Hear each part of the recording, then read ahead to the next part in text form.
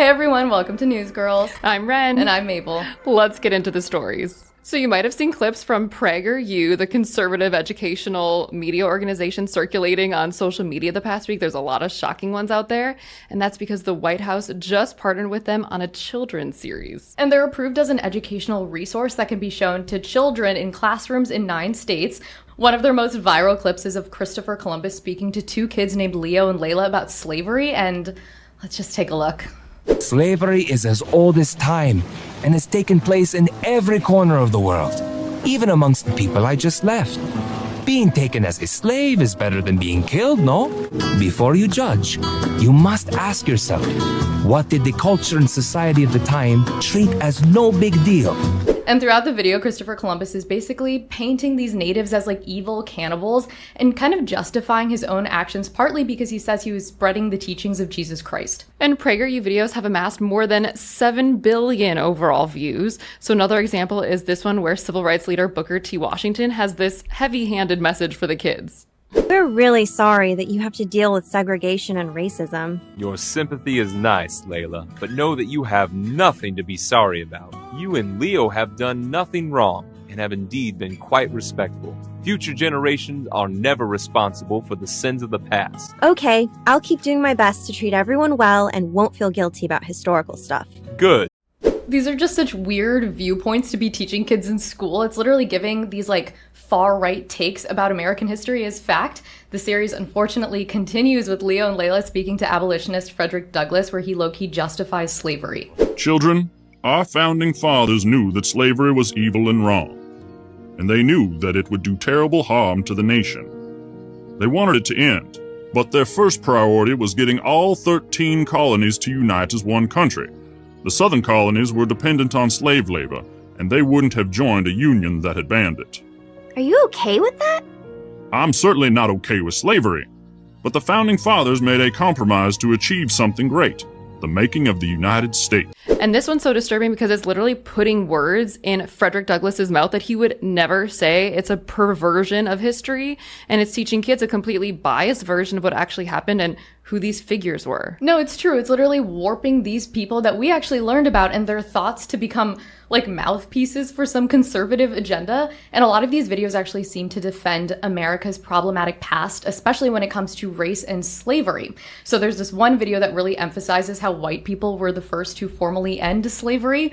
Like, they're the ones who took the slaves. Yeah, I don't know what's crazier, that quote or the fact that Leo, the boy from the series, has blue hair after all the blue-haired liberal cat lady jokes. And so in case you're all wondering, no, PragerU is not an accredited university. It surprisingly has Hollywood roots. It was founded in 2009 by conservative talk show host Dennis Prager and a screenwriter, Alan Estrin. And its mission is to, quote, promote American values through the creative use of digital media, technology, and edutainment. And oh boy, is Dennis Prager a controversial figure. So he's a suspected white supremacist who says he's in the mind-changing business and would like to see the American education system resemble how it operated generations ago, like in the 1930s, except minus the bad stuff.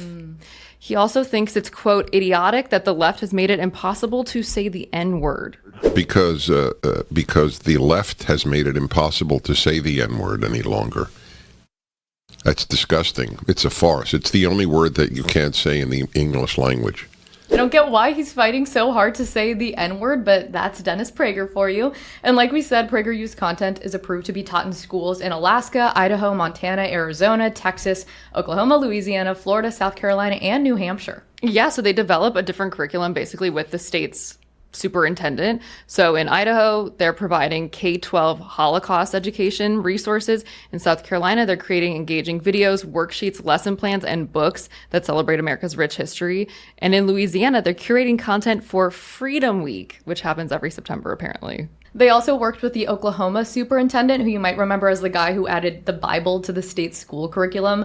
He said, quote, "There's no better example of a curriculum that rips the soul out of the liberal takeover of our schools than providing PragerU to every Oklahoma student." Since when is ripping the soul out of the liberals vital to a child's education? But if you do agree with that, there is a petition you can sign on their website to get PragerU into more schools. And according to their co-founder, PragerU will be more important than Harvard in 10 years or less. And they claim 70% of minds are changed on at least one topic after watching their videos. Well, they clearly think very highly of their work.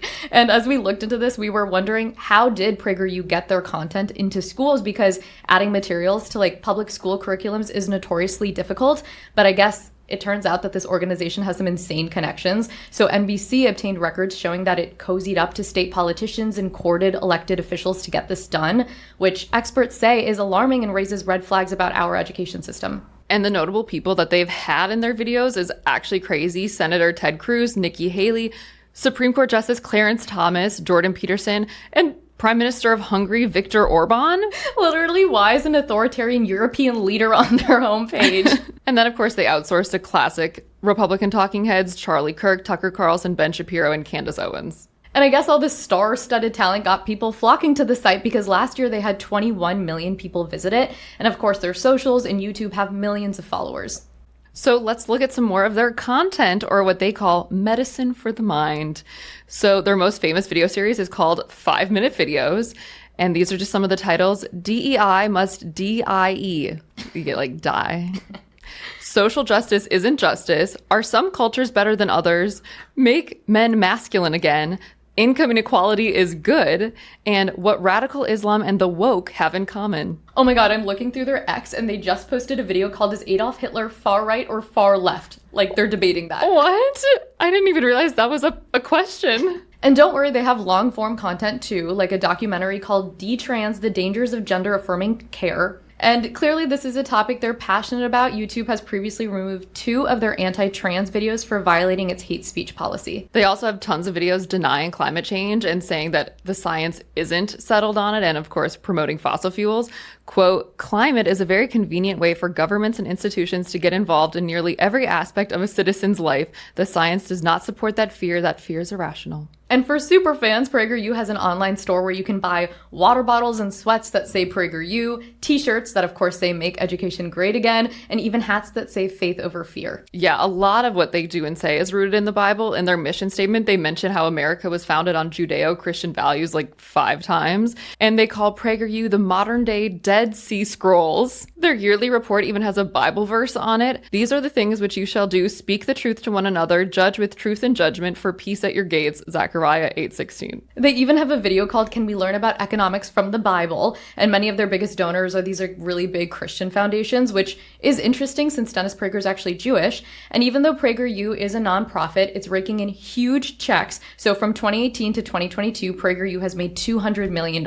Well, in a surprise to no one, PragerU gets a ton of backlash. Civil rights groups like the Southern Poverty Law Center and the Human Rights Campaign have described their content as propaganda and accused them of whitewashing history, minimizing racism, and presenting cherry-picked facts. And parents, even in these conservative states, have been pushing back. So progressive Florida activists circulated like a form where parents can opt their children out of these lessons. And then parents in New Hampshire held demonstrations against PragerU before the state board approved the partnership. Well, speaking of partnership, last month the White House launched a new Founders Museum in the building. I did not hear about that, but I guess the debut exhibit is a video series by PragerU. It's called The Road to Liberty. And these videos they made with the White House are so creepy. They use AI to like animate the paintings of the founding fathers to make like their mouths move and say things. Facts are stubborn things. In other words, friend, facts do not care about our feelings. Like there's this one of John Adams saying facts don't care about your feelings, which is Ben Shapiro's famous line. Again, with putting words in their mouth that they would never say. And honestly, to me, it's just so weird that kids will be taught a different version of US history based on what state they live in. Like states already function so differently from each other on these huge issues. You would think that if the country wants to remain united at all, there has to be some shared basic like foundational values. And obviously PragerU's content and just their reach, like being in schools, is disturbing enough. But with the backdrop of Trump defunding PBS, it kind of adds another layer. Like PBS Kids was home to all of our favorite educational shows, Between the Lions, Mr. Rogers, Sesame Street. Liberty's Kids, which is a pretty direct comp. So getting rid of those while partnering with PragerU seems very pointed. No, definitely. Like, Trump just last week clawed back $1.1 billion in public broadcasting funds, which affects PBS and also NPR. And that's in line with all his recent lawsuits against like major broadcasting networks, because this shows that he's essentially punishing stations and outlets for having what he calls a liberal bias while promoting conservative messaging. I mean, it doesn't get more conservative than PragerU. Senator Ed Markey said it's all a part of a plan to intimidate and control the media and how they cover Trump's presidency.